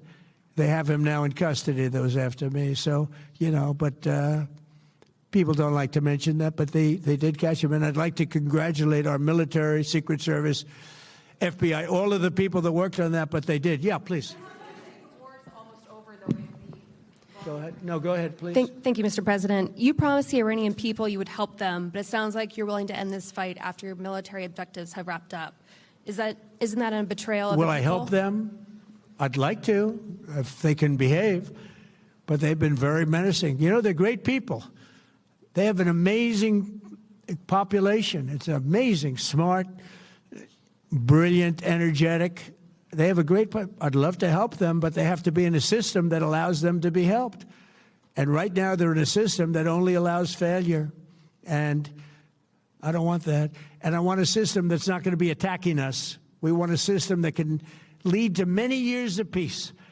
And if we can't have that, we might as well get it over with right now. Yeah, please. Mr. President, as of today, there have been 8 U.S. military fatalities associated with the war in Iran. How many American deaths are you willing to have in this war? Well, as I said before, when you have conflicts like this, you always have death. And I was at Dover yesterday. I met the parents, and they were unbelievable people. They were unbelievable people, but they all had one thing in common. They said to me one thing, every single one: finish the job, sir. Please finish the job. And I'll leave you at that. Thank you very much, everybody. Thank you. Okay, you've been watching an NBC News Now special on President Trump speaking live there at the golf club in Doral, Florida. We want to bring in our team, but let's also bring in some of the highlights from the president so far. He said that the war in Iran so far has been, his words now, a major success. He said it is pretty well complete. He said the force in Iran has pretty much been wiped out. He said the Navy has lost 51 ships, Iranian ships.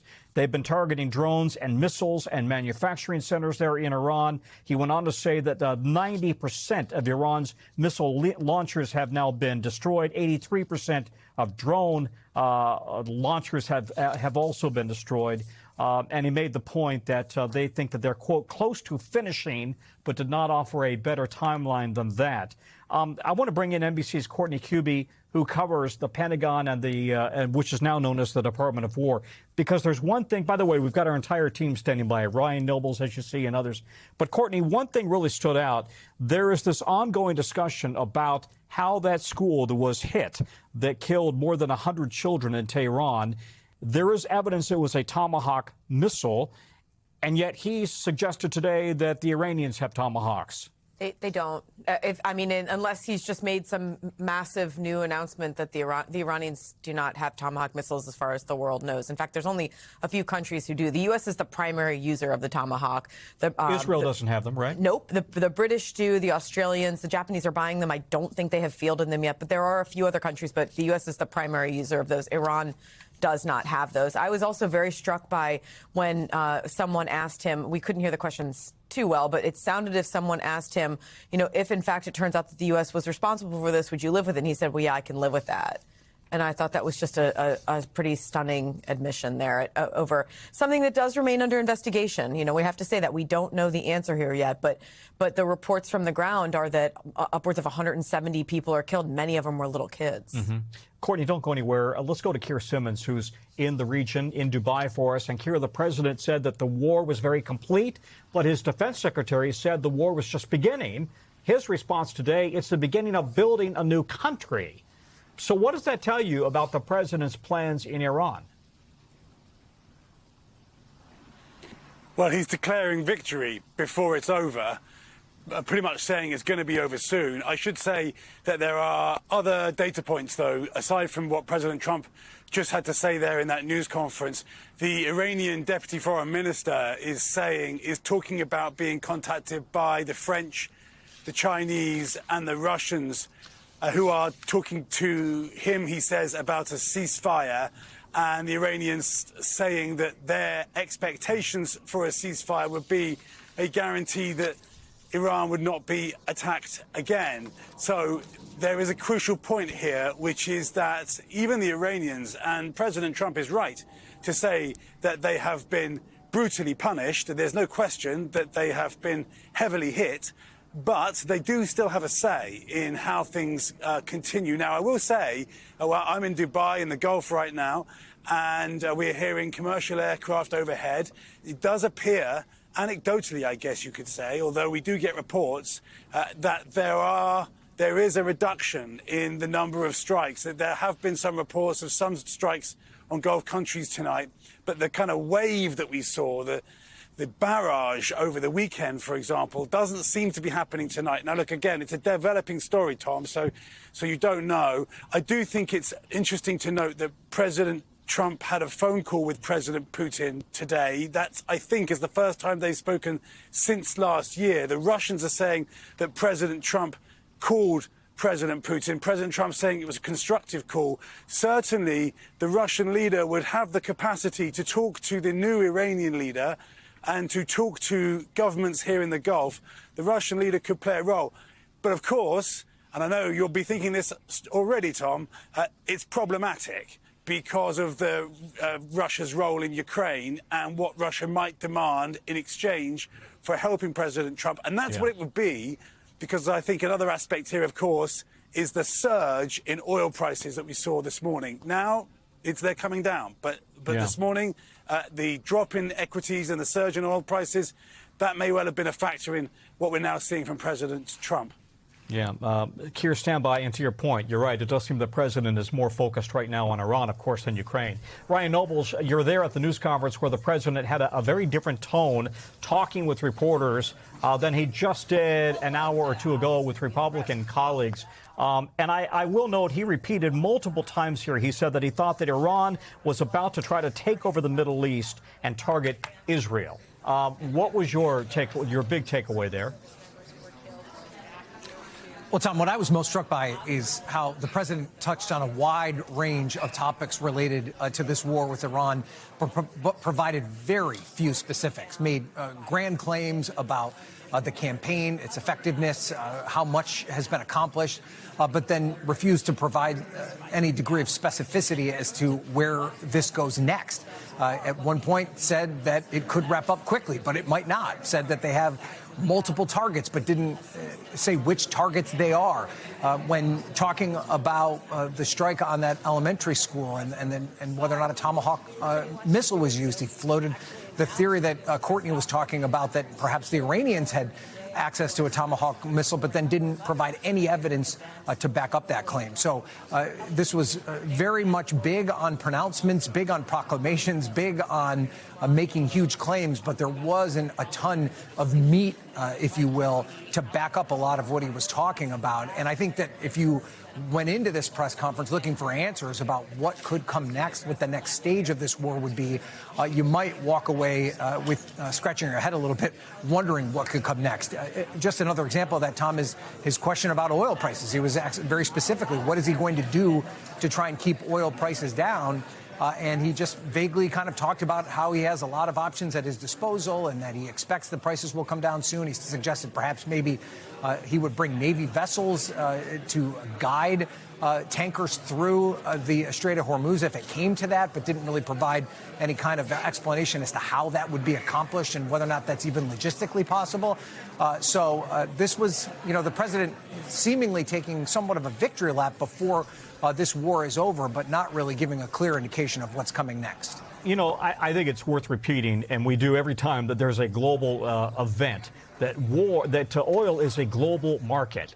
Yes, the United States produces an awful lot of oil now. Canada produces a lot, of course, as well. But it is a global market, and the prices are set globally. And so, the United States cannot set domestic prices. It's literally what the price is worldwide. Let's go to Courtney again, who covers the DOD and has done so for a long time. What does it sound like to you? How quickly, based on your contacts also within DOD, how quickly might this wind down? He seems to be signaling they're close. So what it's seeming like is that they are going to redefine the objectives here. If it really is just about destroying the Navy, destroying the ballistic missile program and their launchers, they actually can do that in a matter of days or weeks, probably weeks. If that's the end of this campaign, then there you go. The question is, how does that impact the nuke program? How does that impact the drone program? And what are they talking about potential for regime change here? That's the objectives that were laid out initially. If they stick to those narrowly defined, they can actually do that in a matter of weeks. The question is what happens in Iran after that. A lot of unknowns. And another big unknown is, of course, the world's global oil supply and how much of that's been hit in the Middle East. Courtney, thank you very much. Keir Simmons, Ryan Nobles, thanks for your expertise. We also want to break in with some other breaking news right now. A jury has found 2 luxury real estate agents and their brother guilty of sex trafficking. Prosecutors accused the three Alexander brothers of using their money and influence to lure women into luxury trips and parties where they would drug, assault, and rape women for more than a decade. The brothers' attorneys argue in court that while the brothers' behavior could be seen as crude or inappropriate, they did not commit a federal crime. NBC Stephen Romo and Misty Maris joining us now on this. Stephen, the brothers face up to life in prison. Talk about what we saw over the course of this trial. Bring us all up to date. Yeah, Tom, this trial going on for more than a month, and the allegations from these 11 accusers we heard from, they were hard to listen to. The brothers, of course, denying these accusations that they drugged and raped these women and girls. Two of the women said that they felt paralyzed before they were assaulted by Orrin and Alon Alexander. Prosecutors also said Orrin Alexander videotaped himself with an incapacitated 17-year-old girl back in 2009. That led to the charge of exploitation of a minor. The brothers were accused of using their wealth and status to lure these women in. And prosecutors say they used a playbook of repeated tactics with the women and girls over the course of years. Now, the defense tried to undermine that, saying that the sex was consensual and that prosecutors were really trying to criminalize dating. The brothers' attorneys also kind of admitted that the men were womanizers, but said that it's not criminal. The defense team had asked the jurors in closing to not just convict these men because they did not like their lifestyle, saying it wasn't a crime. But the jurors, they didn't agree. They sided with the prosecution. Yeah. We actually have a statement from the prosecution that we just got in saying this verdict cannot undo the effects of heinous abuse the Alexanders' many victims endured, but it does send a message. New Yorkers want to bring an end to sex trafficking in all our communities. Tom? Misty, what do you think was the key moment here or testimony in this trial that led to this verdict, and how severe do you think the sentence is likely to be? Tom, so as Stephen laid out, there were 11 victims who testified, two who were underage at the time that they were allegedly raped by the Alexander brothers. And that testimony was very, very impactful. It showed a pattern of conduct, similarities between the stories of those victims who took the stand. But in addition to that, there was an electronic footprint that was incredibly difficult for the defense to contest. There were messages between the brothers, texts and emails, and a blog which set out what was called a playbook and a section that said it's not rape if, listing all of these things that the Alexander brothers were accused of doing and ultimately convicted of. So I do believe that led to the conviction. As far as penalty, there's a 15-year mandatory minimum for the sex trafficking conviction. The judge can tack on more. They face up to life. Each brother will be looked at individually, and they will be able to submit pre-sentencing reports in July, and ultimately they'll be sentenced in August. They'll be looking at the pattern of the crime, the nature of the crime, but also taking into account that they don't have a criminal history. Okay, we'll be watching it all. Both of you, thank you. Pardon me, not Ryan. I got too many reporters today. Misty is with us, and we really appreciate your expertise. Stephen as well, thank you. Investigators in New York say an ISIS-inspired attack outside the mayor's home could have been devastating if the homemade explosives used in the suspects were actually detonated as they were supposed to. It's really important to note that had these IEDs functioned the way the perpetrators allegedly wanted them to, they could have caused death, destruction, extremely dangerous compound, an extremely dangerous place deployed. So according to federal court documents, one of the suspects said he wanted the attack to be bigger than the Boston Marathon bombing. It happened during an anti-Muslim demonstration and a counter-protest outside of Gracie Mansion over the weekend. So we have video of the moments after one of the suspects threw one of the homemade explosives. And you can see police running towards the suspect and tackling him to the ground. Police say they found 3 homemade devices, none of which detonated. New York has, as you know, been uptight and on high alert because of the war with Iran. But the police commissioner says this attack is not connected to the war. NBC's Sam Brock joining us now. Sam, the mayor and his wife were not at home at the time. Fortunately, nobody injured, but this could have been bad. So what are we learning about the complaint, about how this all came to happen? Tom, it could have been catastrophic. I mean, the margin for error here was just so incredibly thin. According to NYPD, two of those devices, at least one of them, and potentially two of them, had TATP, which is a highly explosive material, which, according to the complaint, is extremely sensitive to friction and to heat. So imagine seeing that detonated in a large crowd of 150 or 200 people. There could have been countless casualties. As far as what we know about the two suspects who were charged, 18 and 19 years old, Tom, from Pennsylvania. According to investigators, they arrived in New York City in a family vehicle an hour before this attack.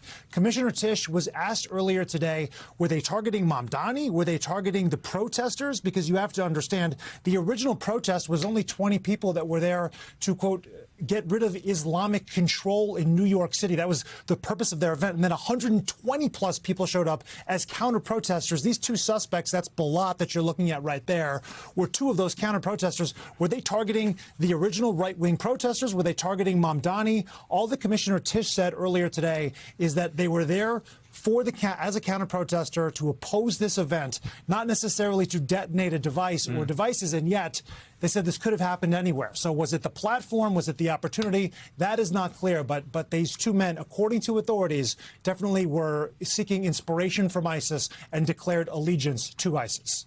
Interesting. And the suspects appeared in federal court today. One of their attorneys spoke to NBC News. Give us a sense of what he said and what the charges are that the suspects are now facing. Yeah, this is Amir Balat's attorney who said that he's 18 years old, he's a few classes away from graduating high school, and that he is just an 18-year-old and didn't exactly know him. And to use the exact language, this is what he told Adam Reese, our producer, in court today. He's 18, and he's got some complicated stuff going on in his personal life. There always are those things. There is a lot to figure out about this young man. Noticeably absent from those remarks is the idea that he didn't do it. And these are some of the charges that both of them, both Balat and Kayumi, are facing: attempted provision of material support and resources to a designated foreign terrorist organization, or ISIS in this case, and use of a weapon of mass destruction. Again, that's potentially the most serious charge here. The extent of lethality that one of these devices could have inflicted on that crowd. Police, investigators, the SDNY, everyone was very emphatic that it could have been absolutely catastrophic. And in this case, they were lucky and brave that you had two police officers who confronted a lit IED and detained these two suspects. And now they will have their day in court, Tom. Wow. Sam Brock, thanks very much. Good reporting. Coming up, why this raging fire is causing an issue across all of Scotland. Plus, the reunion caught on camera. You've got to see this. We'll show it to you coming up.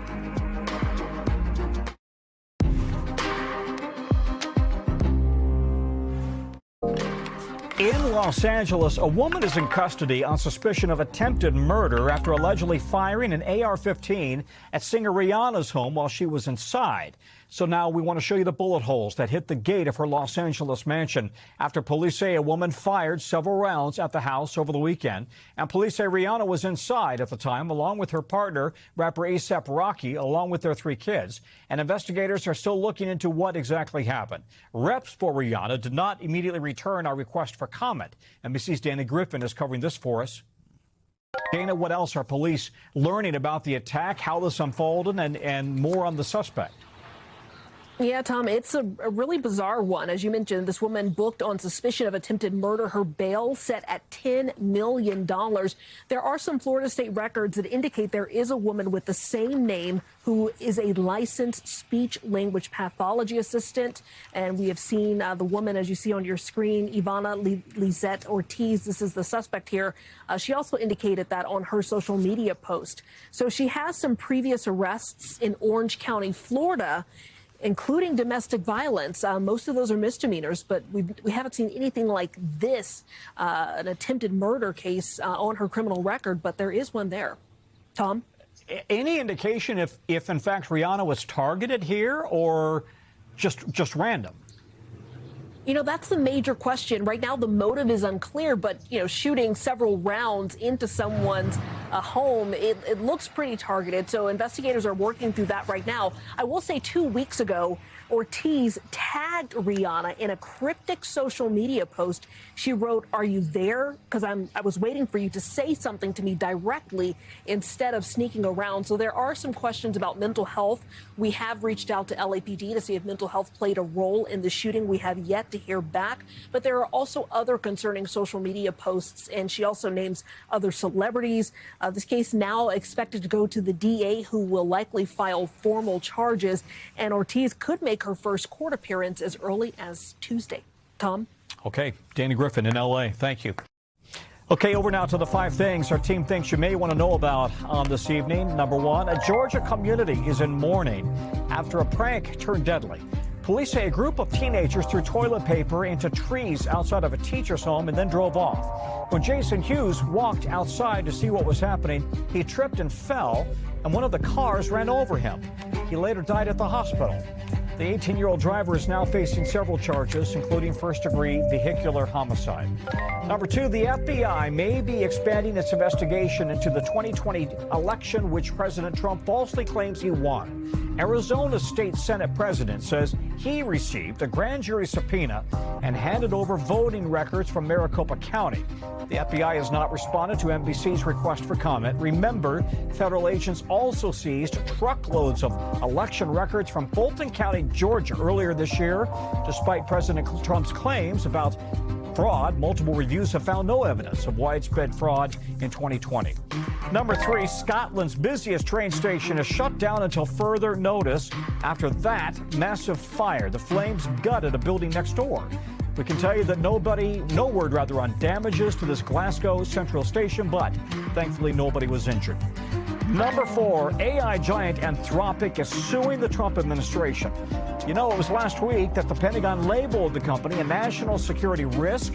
That was after both sides met over how AI system Claude was being used by the Pentagon. The 2 lawsuits claim it's all, quote, an unlawful campaign of retaliation. The White House has a statement saying President Trump will never allow a radical left woke company to jeopardize our national security by dictating how the greatest and most powerful military in the world operates. Number 5, a long-awaited heartwarming reunion caught on camera. Oh my God, look at you! I haven't seen you in 4.5 years, baby. Yeah, can you believe that? The dog was named Whiskey, identified in Florida thanks to a microchip. Listen to this. The owner lives in Wyoming. So when Gail Gordon got the call about Whiskey, she drove 2,000 miles to get the pup, and she says the call changed her life. Whiskey is home. The partial government shutdown slamming airports today as spring break travel clogs security lines, and the TSA is grappling with severe staffing shortages. Take a look. Massive lines taking over airports in Philly, Atlanta, and Houston, where security wait times are hitting up to 3 hours. And in New Orleans, the lines even stretched into the parking garage over the weekend. No sign of things easing up as the Senate remains divided over Homeland Security funding that expired last month. And that left thousands of TSA officers without pay as the shutdowns really now are in their 24th day. NBC's Stephanie Goss joins us now. Steph, I saw you working this on the Today Show this morning. What airports are the hardest hit at this hour? And what have you heard from travelers who have been trying to catch their flights? Well, listen, Tom, you mentioned a few of them, and they were airports that were hit tough over the weekend as well. I mean, the pictures out of New Orleans and Houston. Imagine showing up at the airport for your flight, seeing a long line, and then realizing, oh, my God, the end of the line isn't in this building somewhere. It's out the door and in the parking garage. That's what a lot of people had to deal with, and that meant a lot of people didn't make their flights if they did not show up with enough time. Also, people were arriving when they had maybe a 2-hour domestic flight and having to wait 4 hours in a line to get through security. Listen to what some people had to say about it. There is understandable frustration. We got a notification it said be here in 3 hours ahead of time, but we only got the notification 2 hours ahead of time. We already missed our flight, so now we got to try to figure out what's the next step. You are 3 hours early to the airport, and this is what you get. So listen, one of the difficult things about all of this, Tom, is that it's not widespread, but it is unpredictable, and that depends on whether these TSA agents call in and suddenly another airport pops up on the list, not having enough staff to get people through security. Yeah, I mean, we've both been working the phones today. Let's talk about the impact this is having on the TSA, right? I talked to a senior TSA union official. He's in Texas about how this is hurting his colleagues, keeping in mind, of course, most TSA officers work paycheck to paycheck. And back in the fall, they went without 3 paychecks. Right. Then they waited a month for their backup paycheck. Take a listen to this TSA officer. TSA officers are struggling. They're having to make decisions on which bills they're going to pay, if they're going to fill their tank up or fill their food tanks up. They have little kids that need to go to daycare. They're making the tough decisions whether they're going to be able to pay their rent. Oof. Yeah, just really heartbreaking. Yeah. And talk to us about, I mean, like I said, we've both been making calls. What have you heard about the funding fight on Capitol Hill? Is there any chance the Senate gets closer to reaching a deal that would help these TSA officers get their pay? Yeah, listen, your heart breaks for that guy and for the other TSA officers who are in a similar situation. Unfortunately, there is not a lot of good news here, Tom. They are still basically in a quagmire here. You have the Democrats who want real reform to ICE and Border Patrol, but effectively all of DHS is shut down. The Republicans don't want to partially fund some of it, so that means the TSA isn't getting any money. Democrats are saying, well, why don't we give the TSA some money so that they can keep operations up? Republicans aren't interested in that, and they're just at loggerheads at this point. And unfortunately, there's been no movement forward on it. Yeah, and yet again, it's the TSA officers and passengers who are kind of the political pawns in all of this. Nobody better to co-work a story with than Stephanie Gosk. Steph, thanks very much. Thanks, Tom. Coming up from us, a surprise ending for a high-profile trial. Why not everyone involved is happy with the settlement deal between the DOJ and Live Nation.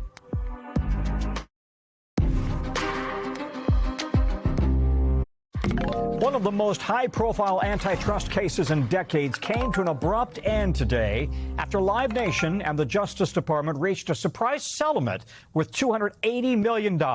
If the settlement goes through, it would get Live Nation out of a forced breakup with Ticketmaster, which it merged with back in 2010. The DOJ accused Live Nation of having a monopoly on the live events ecosystem, from venue operation to ticket sales, which prosecutors say cut competition and ultimately raised prices for fans. Live Nation denies all that. The concern now for some is whether this settlement will bring any change at all when it comes to those concerns prosecutors raised. NBC's Savannah Sellers has the details.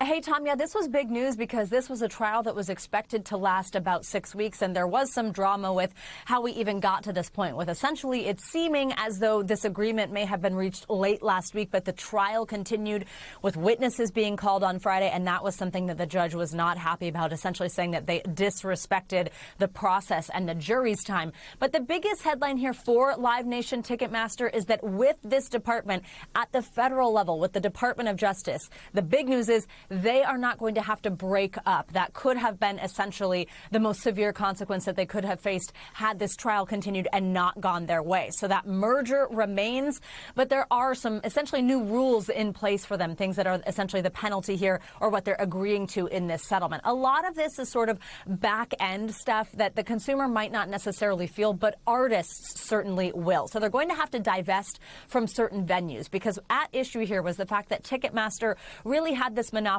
over the ticket sales, what the consumer really feels, but also venues and promotions of concerts. And essentially, Live Nation Ticketmaster would sort of tie all of those things together and then make an artist be forced to sort of be locked into their venues, their promotion, and using their ticket selling services as well. So some of that is going to go away. We'll see them divest from some of those amphitheaters, the venues that they have, and create a little bit more competition, more option for artists in that way. The big question, though, of course, is what are consumers going to feel? What does this mean? Okay, so the Department of Justice has settled. Now, do I not have those issues with these sky-high ticket prices? Not necessarily, and not so fast. First of all, we are waiting on a lot of information still. We still don't have the document that outlines exactly what this does mean that Live Nation Ticketmaster is agreeing to with the Department of Justice.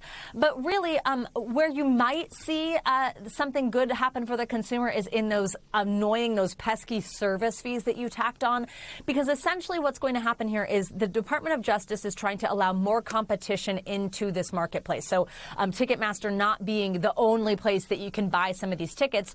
So if more companies come in here and they're able to sell those tickets as well, do you see those service fees go down? Because now there's more of a competitive landscape, and Ticketmaster has a reason to try to competitively price and take those fees down. We could see that. Also, we know now that there's a $280 million settlement fund that they are setting up. Now, that's not a fine from the Department of Justice or anything like that, but we don't know what's going to happen to that yet. And you have to remember that 40 states had signed on to this with the Department of Justice, so $280 million might not be that much, and we do not know yet if any of those damages will go to the actual consumer. Importantly, some states seem to be signaling that they are going to continue with their own trials, not at the federal level. That would happen in states across the country, but a lot still to wait for. Tom, back to you. That's a wrap for this hour. Coverage picks up right now. We thank you for watching, and remember, stay updated on breaking news and top stories on the NBC News app or watch live on our YouTube channel.